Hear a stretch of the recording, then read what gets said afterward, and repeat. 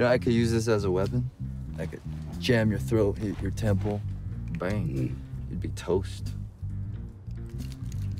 And I just sit there, right?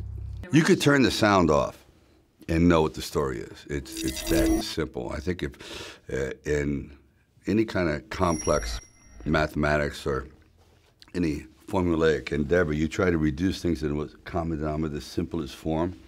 Well, if you can sit there and turn the sound off and know what's going on, then you have a film that is easily translatable in any language. Also, it doesn't aspire to be contrived or over-intellectual. It's right on you. And these kinds of films, even though they seem a bit sophomoric or simple-minded, so is Rocky.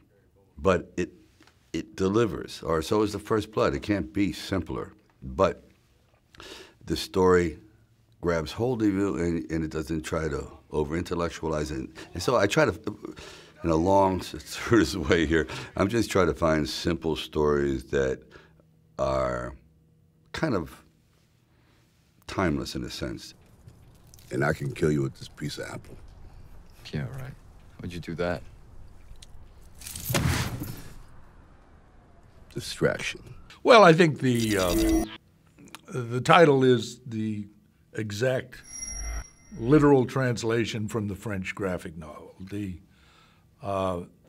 I felt in approaching the material, I said Sly the first time we met, I said, look, this is the way to do it we have to do an homage with this to the kind of action movies of the 70s and 80s. You and I both found our way through the business with those films. At the same time, we can't do it as a parody or anything like that. We have to do it straight on. And within that format, we can experiment a little. But the idea, my watchword was always, the jokes can be funny, but the bullets hopefully have a reality. That the action has a reality to it. In other words, you have to feel jeopardy. No. This guy, no. He doesn't look like one of your usual low-life buddies. He's a cop. He made the mistake of saving his life. Well, that's a first. It's like that. It's that warm, cozy blanket. You know, it's like you know exactly what you're stepping into. You know exactly what you're going to get. You know it's going to be really action-packed, but there's also going to be a lot of heart and a good story underneath, and it's going to be some wisecracking jokes the whole time. Very unapologetic and inappropriate and politically incorrect. Yes. Yeah.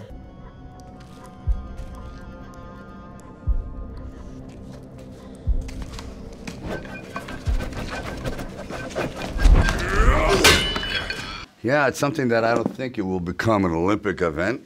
Fire axe fighting is something that's pretty highly specialized, thank you. There's not many of us left, not many fingers left. Now, when that was brought out by Walter Hill, I said, man, you really dislike me.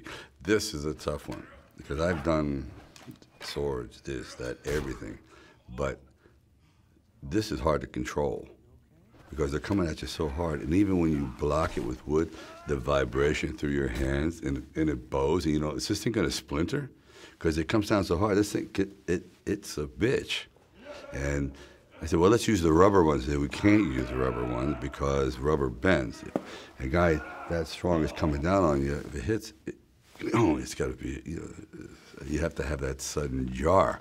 So, it was a pain in the ass, I'll tell you that. I couldn't wait till we got to the fist fighting part of it. All right. Whatever, let's get him in. Wait. What kind of doctor are you?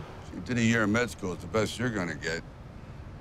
I think that there's certain things that are familiar that you hopefully are doing a little bit differently, and those, the other things is the other thing, it seems to me, when you're doing something familiar, show the audience that you know that it's familiar, and also get through it rather quickly.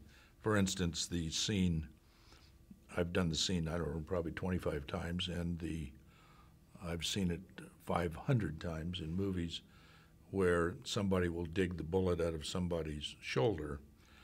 I think to kind of do this scene as if you were showing it to the audience for the first time would be a directorial mistake. So I kind of toss away that part of it and try to make a joke out of the pain that the guy's going through. Yeah, I mean, it was a scene. It was a scene that we had, and it was actually. It's funny because it's one of those things where what you're doing is not really what you're doing, because it was the first kind of intimate scene that our characters had. You know, that was supposed to be our characters' foreplay, more or less, but it was to be delivered in a very straightforward, no nonsense, very businesslike manner. And I just remember, you know, they had the prosthetic piece on you, and just when I had to dig, I was, you know, really had to dig for gold, and Sung's character was squirming around, and my character calls him out on it, and, you know, so it was, and again, it was one of those scenes where, you know, for us, what we're talking about is not exactly what we're meaning, but, you know, I felt like throughout the entire movie, our relationship was one of the hardest to play, because we had such a short amount of time to kind of sell the romance. There was romance without there being any romance. Yeah.